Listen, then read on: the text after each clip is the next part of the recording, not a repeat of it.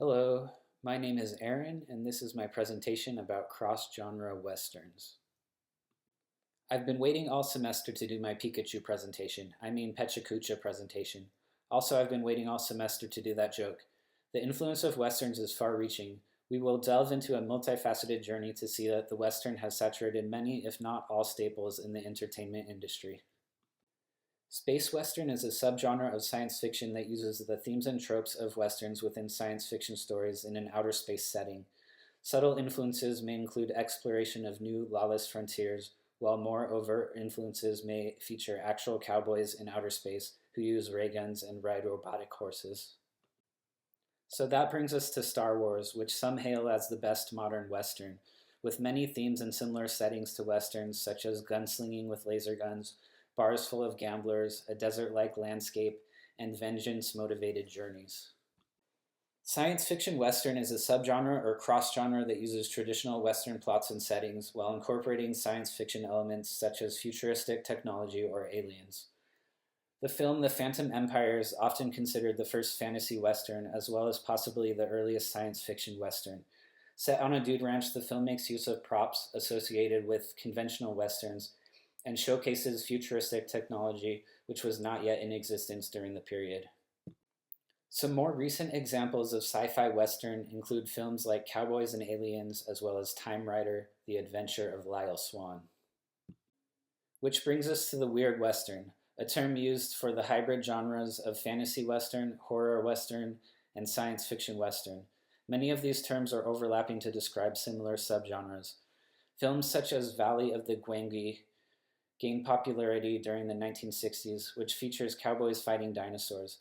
Back to the Future Part 3, a 1990 American science fiction western film, can also fall into this Weird West category. The Weird West gets even more wild with horror western films like Billy the Kid vs. Dracula, which depicted the outlaw fighting against the vampire, and Zombieland, which features western elements such as the landscape, as well as gun-toting through a zombie-infested America. Next, we get into western comedy with films like Mel Brooks's Blazing Saddles. The film satirizes the racism obscured by myth-making Hollywood accounts of the American West, with the hero being a black sheriff in an all-white town. Three Amigos is about three actors who accept an invitation to a Mexican village to perform their on-screen bandit fighter roles, unaware that it is the real thing.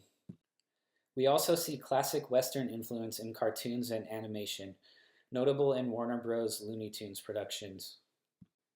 We also see typical western tropes portrayed in cartoons such as The Simpsons episode The Latest Gun in the West and SpongeBob's Pest of the West. Western elements and tropes are also apparent in cartoon films such as An American Tail, Fievel Goes West, Tom and Jerry, Cowboy Up, and Spirit, Stallion of the Cimarron. This Wild West influence is also clear in animated films such as the action comedy western Rango, Coco, and the Toy Story franchise. Now we will dip our toes into martial arts westerns. Shanghai Noon and Shanghai Nights are some popular examples of martial arts westerns that have been mashed up with western comedy.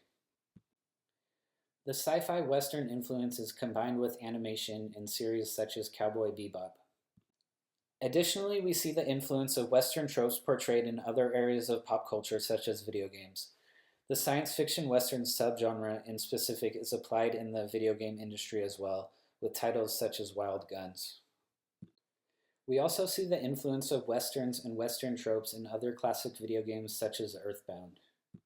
The Wild West influence is especially apparent in Gunpowder: Gunman's Proof.